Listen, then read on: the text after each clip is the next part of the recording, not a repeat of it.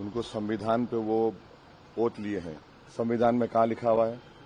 वो पाकिस्तान की ज़हनियत रखता है हेमंत बिस्वा शर्मा, इसीलिए कि पाकिस्तान के संविधान में लिखा हुआ है कि एक ही समुदाय का आदमी ही देश का प्रधानमंत्री, उस देश का और प्रेसिडेंट बन सकता है। हमारे देश में बाबा साहब अम्बेडकर का संविधान जो दिया हुआ है, जो हेमंत बिस्वा शर्मा से ज्यादा दिमाग था, ज्यादा पढ़े लिखे थे।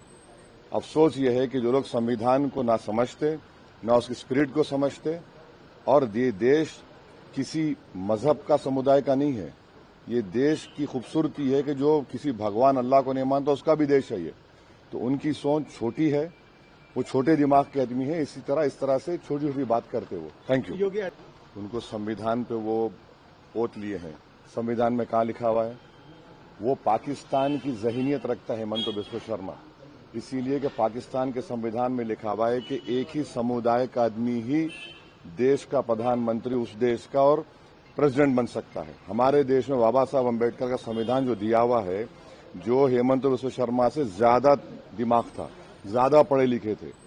अफसोस ये है कि जो लोग संविधान को ना समझते, ना उसकी स्पिरिट को समझते, और ये देश किसी मजहब का समुदाय का नहीं है।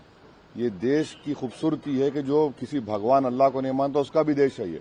तो उनकी सोच छोटी है, वो छोटे दिमाग के आदमी है। इस तरह से छोटी छोटी बात करते वो। Thank you. उनको संविधान पे वो ओथ लिए हैं। संविधान में कहाँ लिखा हुआ है?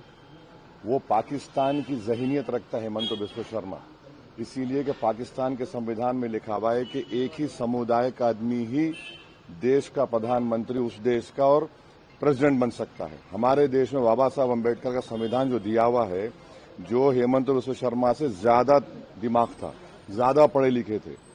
अफसोस ये है कि जो लोग संविधान को ना समझते, ना उसकी स्पिरिट को समझते, और ये देश किसी मजहब का समुदाय का नहीं है।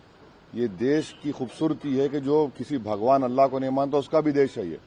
तो उनकी सोच छोटी है, वो छोटे दिमाग के आदमी है। इस तरह से छोटी छोटी बात करते वो। Thank you.